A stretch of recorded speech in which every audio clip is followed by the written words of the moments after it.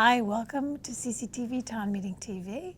My name is Meghan O'Rourke, and I am so honored to have with me today Harmony Edosomwan, who is Miss Vermont, Miss Black Vermont 2026. Yes. Welcome, Harmony. Thank you so much. Tell me a little bit about what Miss Black Vermont is and how you came to this. What's your journey been? Absolutely. So the Miss Black Vermont is under the Miss Black USA organization, which started way back in the 1980s as a means to empower and uplift Black women specifically within the pageantry system. It kind of stems from a place of, you know, some pageant systems have a history of not really allowing Black women to participate. And so we found that, you know, a lot of folks starting their own pageant systems where Black women can feel more welcomed and accepted, and kind of focus on a zeroed in focus on Black women issues. So that's the overall organization. And I started this position of Miss Black Vermont just this past July 1st. So it's pretty new. Thank you so much. Yeah, I'm really excited to be here in Vermont. Though the organization is focused on uplifting Black women, as Miss Black Vermont, I'm focused on uplifting all Vermonters. I believe it's important to unite communities, and that's essentially what I'm trying to do here. Great. And what was the pageant like? Where did it take place? How many people were involved? So with this position, I actually didn't have to compete in a pageant. Okay. You apply for it, and so we apply. You go through this whole process, and then they allow you to hold the title. And then next year, next August 2026, I'll be competing for Miss Black USA. Yeah, wow. Tell us, what is that like? Where it happens? Where do you go? Yeah, so I'd be heading to Washington, D.C., and I have the opportunity to represent Vermont on a national stage and to compete for the chance of a full ride to graduate school or law school, which I'd be going to law school. Amazing. Yeah. Wow. We were just talking before we started that you're at this age, this point in your life where you are finding your life's purpose. Absolutely. You are coming into what we call the Saturn return. You're 27 years old. Yes. And I'm hearing you talking about going to law school, but you're so involved in food. Yes. Tell us about that. What's your driving life's purpose, and how did it connect you with Miss Black Vermont? Yes. I believe my driving life purpose is community. I'm really passionate, like I was mentioning, about connecting community. And I believe that food is a great way to do just that. You know, there isn't really much differences that you can really have when it comes to a shared plate of food. And soul food, particularly my style of food that I do at my business, Harmony's Kitchen, has a way of just bringing people together. Tell us more about Harmony's Kitchen. Yeah. Well, I started Harmony's Kitchen when I was a senior at the University of Vermont. Amazing, first of all. Thank you. Wow. Yeah. I started it because, you know, I was someone who was struggling with food insecurity. I didn't really have a way to provide for myself with being a student and working a job. It was kind of like hard for me. And so I said to myself, you know, what's a way that I can make some extra money? And I was inspired by someone in New York who was kind of doing a similar pop-up style with vegan soul food. And so I was like, you know, I haven't really noticed anything like this in Vermont, so let me see if it can work here. And so I went ahead and started, and it kind of immediately kind of blew up a little bit. Folks were very excited that I was bringing soul food essentially to Vermont. Yeah, you went to the University of Vermont. You became very involved in political activism, Yes. right? That was right around the time of George Floyd's murder. Right. And you were involved in Black Lives Vermont. It's Black Lives Matter movement, right? Yes. And then you built this kitchen. Tell us what that experience was like, your activism years and building this soul food kitchen. Yeah, absolutely. So kind of, honestly, like a month into me moving to Vermont, I kind of immediately stepped into student activism. And that was because that was in 2016. President Trump was elected, and at that time, folks were very scared. Folks are still very scared. And we just wanted to do something to kind of allow communities to understand that we should stand together and that we can protect ourselves. And so I kind of immediately jumped into that, and I helped lead that protest. And then from there, I became the Black Student Union president. And through that position, I teamed up with other organizations, and we were able to start this coalition called No Names for Justice, which is where I guess a lot of my student activism, like I guess when you look me up and you see my student activism, a lot of it was through that organization. It was a coalition of students, and we were fighting against white supremacy culture on campus. Through that movement, we were able to get our library name changed from a eugenicist to acknowledging someone else who wasn't a eugenicist. And the climate on campus definitely changed and was impacted by us kind of raising awareness about this issue of white supremacy culture on our college campus. Yeah. What kind of toll does that take on you in your studies and your emotional being to be trying to make changes like that on a community level? I would say that took a huge toll on my mental health at the time. I actually found myself, I had to take a semester off from school because when you're constantly fighting against something, it can kind of put you in a negative space, which is why now how I want to approach activism is not more so fighting against something, but building something. And that's what I'm trying to do as Miss Black Vermont. I believe that I believe that when we focus on our energy on positivity and bringing people together and uplifting people and empowering our communities, we can build stronger communities. Great. You do have an organization or piece of your work called Sad Black Girl, which I'm assuming is connected to that. Absolutely. Yeah, tell us a little bit about that. Yeah, so that book, that semester I took off from school, I kind of wrote a majority of that book in that time. And Sad Black Girl essentially was me expressing my struggles as a Black woman who was also dealing with mental illness. And so the poems kind of like explore that space that I was in, but it's also a means of inspiring other people who may also be struggling with mental illness that, you know, it's okay to not be okay. There is help out there, and you will get through whatever it is that you're going through. Yeah. Yeah. I mean, there is a lot to grieve, and before we were talking a little bit about this idea of, you know, identifying things that bring us despair. Yes. And I'm wondering, you know, this moment, there's, you know, people keep talking about this political moment. Well, we're always in this political moment in a lot of ways, but I'm wondering what is it that really brings you, and we'll counter that question in a minute, but what brings you, what do you see around you that brings you a lot of despair? I would say, I keep going back to this community piece, but I do believe that right now we don't have strong communities, you know? I feel like we're living in a really individualistic society where folks believe that they have to do everything themselves, you know? They have to pull themselves out of a dark hole. And I just want to inspire people and let people know that, you know, we can, I learned this amazing quote, but we can go far by ourselves, but we can go even further with others. And I'm a strong believer that if we stand together as a community, if we stand together as a Vermont whole, we'll have a strong state, no matter what's happening on a national level or whatever, you know? Yeah. Yeah. The antidote, as you said, to despair is imagination or hope, which are kind of tied together. Absolutely. So I wonder what you do to cultivate that building of that hope or imagination.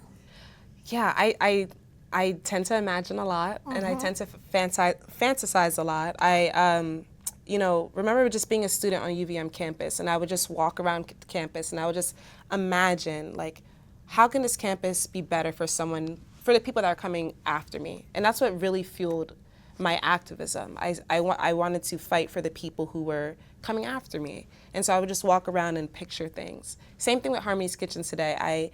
I'm trying to imagine, how can my business impact our communities? How can my business impact Vermont?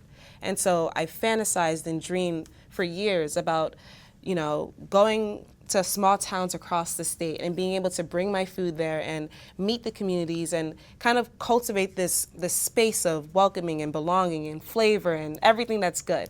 And so I fantasized about that for years, and I wrote it down, and now I'm just now being able to act on that and being able to say, we're going into small towns now. We were in Brandon this past Saturday. We'll be in Jericho this Friday, and we're gonna just keep going until we're able to hit as many small towns as possible. And the mission is to bring soul food, to bring joy, to share this amazing Black culinary tradition, and to also share my platform, Food Security for All. Cool. So this is the Soul Food Tour. How do people learn more about it, and what does that look like when you go into a community? Yeah, so we are teaming up with local businesses, particularly breweries, bars, restaurants, where we're able to essentially come in, set up a little buffet line of soul food. Folks can go on our website to find more information, harmoneskitchenvt.com.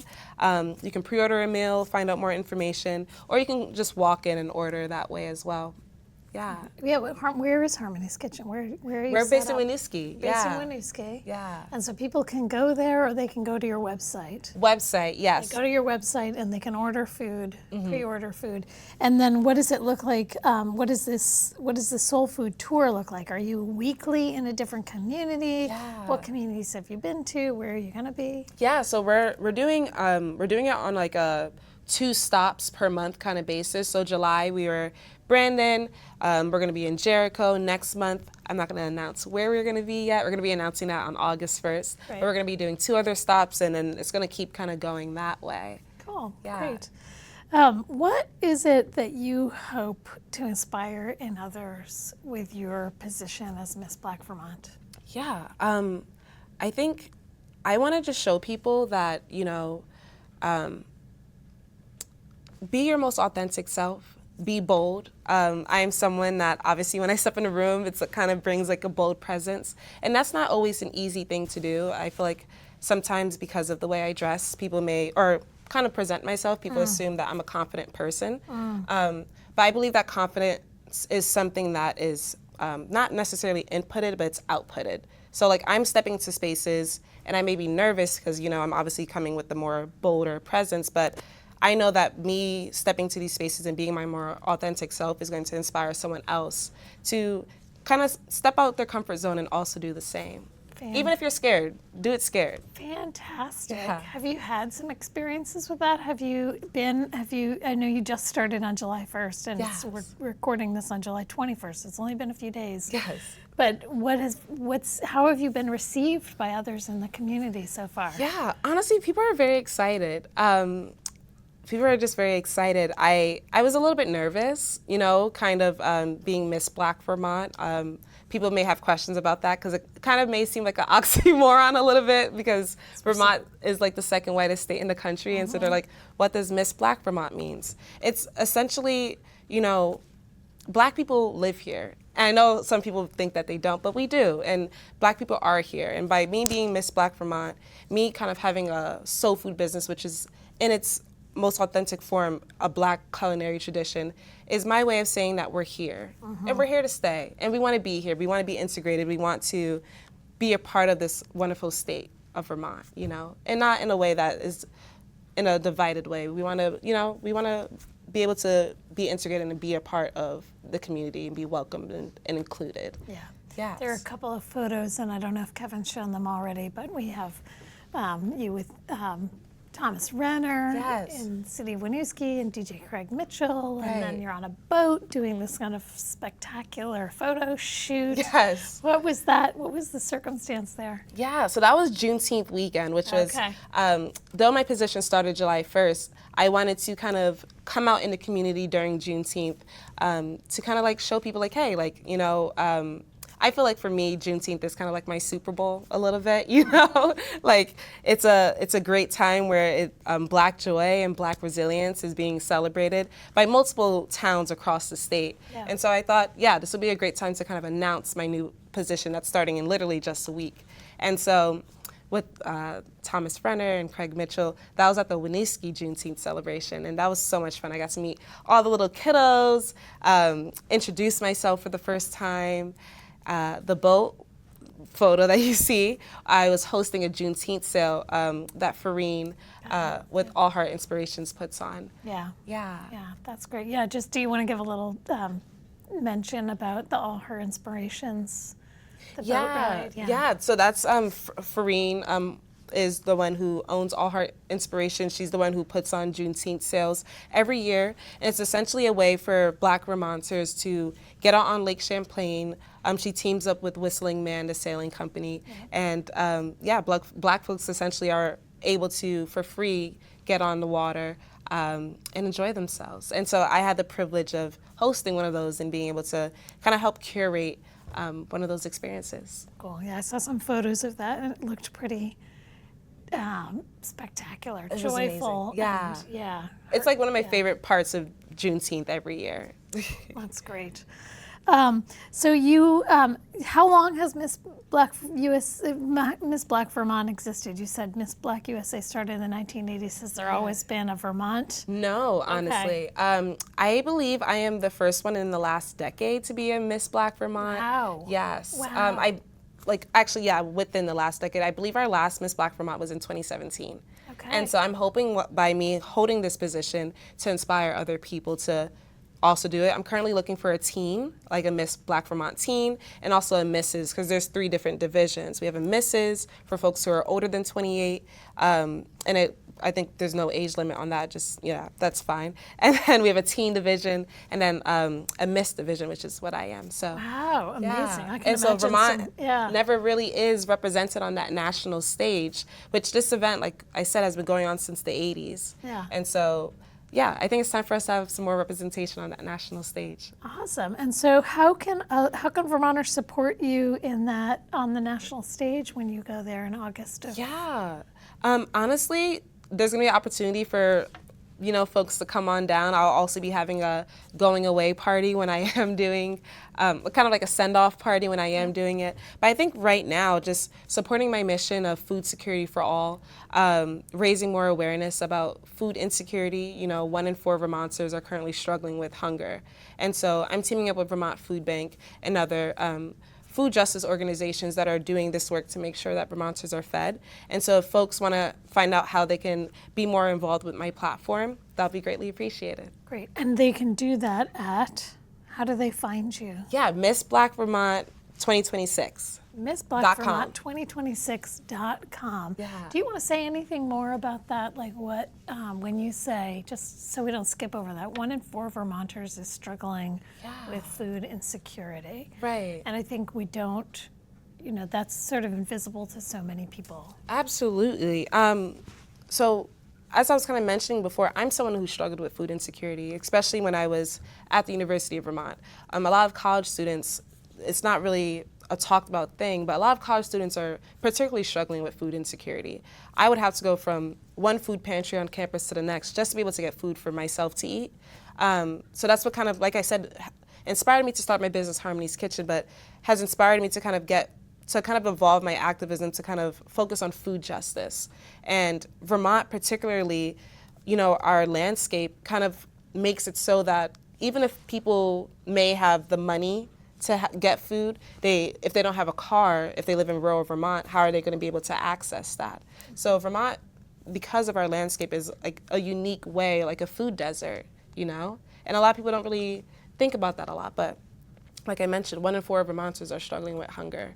And it's kind of like a silent thing. I feel like sometimes this can be a thing, like you may feel shame about it. I know when I was struggling with food insecurity, I felt shame. But I want to let folks know you don't have to feel shame. There's plenty of resources out there, and we're just trying to find a way for our state government to get more involved in a hunger plan.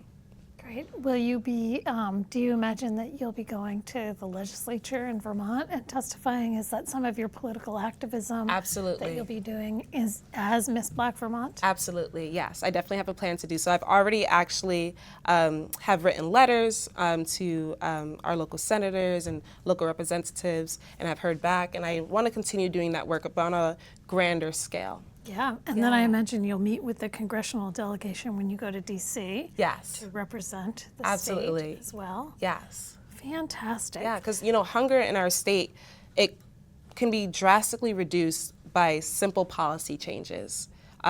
So if we can work together as a community and convince our local government and our state governments to really take action and listen to the action plan, because the Vermont Food Bank and Hunger Free Vermont and so many other organizations came up with a 10-year action plan to end hunger in Vermont. And so if our state government could, kind of work with what's happening, we can truly help Vermonters. Yeah. Sometimes it's baffling, isn't it, when you see a roadmap that we could follow. And if only we just did it. But I have faith that from my racial justice activism, I saw how with enough pressure, when we come together as a community, we can truly invoke change. I believe that with that same amount of pressure, with all Vermonters working together, we can truly help fight hunger in our state. Great. Well, Harmony, thank you so much for joining us. Yes. And congratulations again on your win. And thank you for representing Vermont and for taking this to Washington, D.C. Yes. Appreciate it. Thank you. I'm so excited. Thank you so much for having me. Yeah, thank you all for watching.